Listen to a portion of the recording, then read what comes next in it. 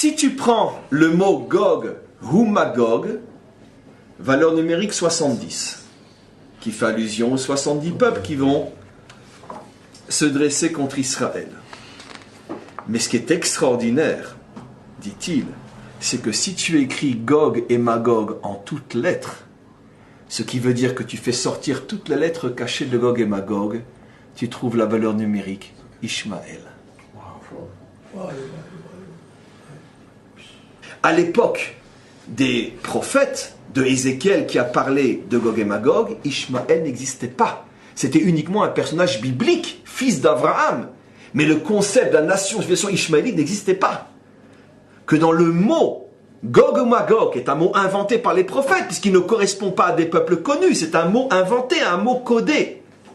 Que le prophète Ézéchiel ait fait rentrer la valeur numérique cachée Ishmaël, il fallait le faire. Parce que c'est un prophète. La valeur cachée de Gog ou Magog, c'est Ishmaël. Parce que ça veut nous faire comprendre, si tu veux, que ce qui va... Le caché, c'est toujours l'idéologie, c'est l'âme. Le corps est visible, l'âme est invisible. Donc quand on fait apparaître les lettres cachées, c'est-à-dire que tu fais apparaître l'âme. Donc l'idéologie, l'idéal.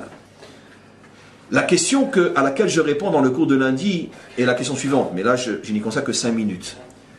Comment on peut réunir toutes les nations contre Israël?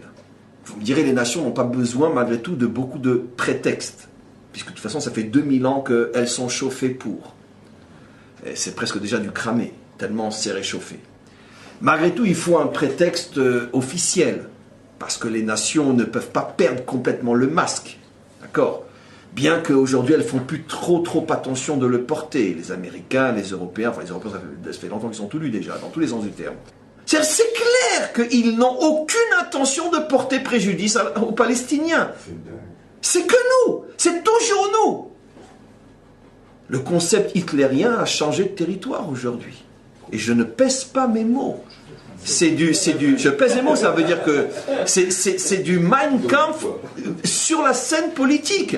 C'est toujours nous qui avons tort, mince alors. C'est toujours nous. C'est lui qui t'a craché au visage, c'est pas nous. Nous, on a pris toute la diplomatie que tu aurais dû, c'était pas ci, c'était pas ça. À la Bibi, il sait le faire, Baruch Hashem. Il a vécu là-bas, il connaît la mentalité américaine. Et Baruch Hashem qu'on a quelqu'un comme ça à notre tête. Abbas, lui, c'est tout de suite avec ses gros sabots. Il réagit, c'est nous qui se faisons engueuler. Pourquoi? Mein Kampf. Le juif a toujours tort. C'est comme ça. Donc, maintenant, ce que je veux dire par là, c'est la chose suivante. C'est que des prétextes, ils n'en ont pas besoin de beaucoup. Mais il faut malgré tout un semblant. Le cachet des lettres de Gog et Magog, c'est Ishmaël. Ça veut dire quoi? C'est-à-dire que l'idéologie qui va parvenir à réunir l'humanité tout entière contre nous, c'est Ishmaël. On vient pour sauver Ishmaël de la main des Juifs. En vérité, tous les Palestiniens ne peuvent exister que si la bande de Gaza est entre les mains du Samer même, des vrais Philistins. Vous comprenez maintenant? Ça veut dire que Ramallah et partout, ils puisent leur force de la bande de Gaza. Le problème n'est que et uniquement que dans la bande de Gaza. S'il n'y a pas la bande de Gaza, il n'y a plus de problème palestinien. Et c'est pour ça que le monde s'affole aujourd'hui. Et on va voir dans quelques minutes pourquoi. Le monde s'affole, parce que eux-mêmes, encore une fois, comprenez, j'essaye vraiment de vous hisser à des niveaux que je pense que vous n'entendrez nulle part ailleurs. Comprenez l'histoire comme un sage doit la comprendre. Évidemment que Obama, Kerry, Ban Ki-moon, etc., ils ont leurs raisons qui sont tout le fric qu'ils reçoivent du Qatar. Ça, d'accord. Mais en haut, qu'est-ce qui se passe en haut? C'est que le Samuel sent que si Israël va jusqu'au bout, il est fichu. Et ça fait 3500 ans que le Samuel nous interdit d'aller jusqu'au bout. Pourquoi? Parce que le Samuel revendique une chose qui est claire. J'ai été créé pour être là au moins jusqu'à la délivrance finale. Vous êtes la génération de la délivrance finale, montrez-moi votre Mashiach. D'où ils ont une force pareille. Mais il dit, c'est pas compliqué. Si tu prends les lettres cachées de Haza, Ayin s'écrit en plus avec un Yud et un Nun, Zayin s'écrit en plus avec 2 Yud et un Nun, et He s'écrit en plus avec un Aleph. Tu fais la valeur numérique de toutes les lettres cachées, tu trouves Samel. Ça veut dire que la force cachée de Haza, c'est le Samer même lui-même.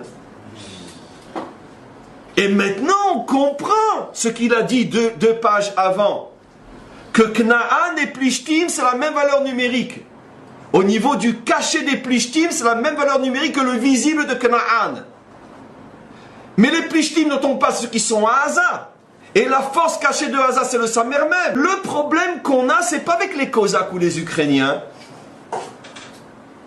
Le problème qu'on a, c'est avec une entité qui ne peut pas disparaître jusqu'à la délivrance finale. C'est impossible. Ils ont été créés pour ça. Ils sont soumis au Samer même. Ce qui veut dire qu'ils ne nous laissent qu'une seule alternative, faire une teshuva totale. Ils ne sont là que pour ça. C'est l'un de ces chapitres, un peu plus loin. Matarat tsarot Israël, les orerom, les teshuva shlema. C'est que ça. Et il le démontre, il explique avec toute la sagesse de ce Gaon. Voilà. Ils ne sont là que pour ça. C'est eux qui vont nous aider à accoucher Mashiach. Eux sont nos contractions. Un jour, on leur dira merci.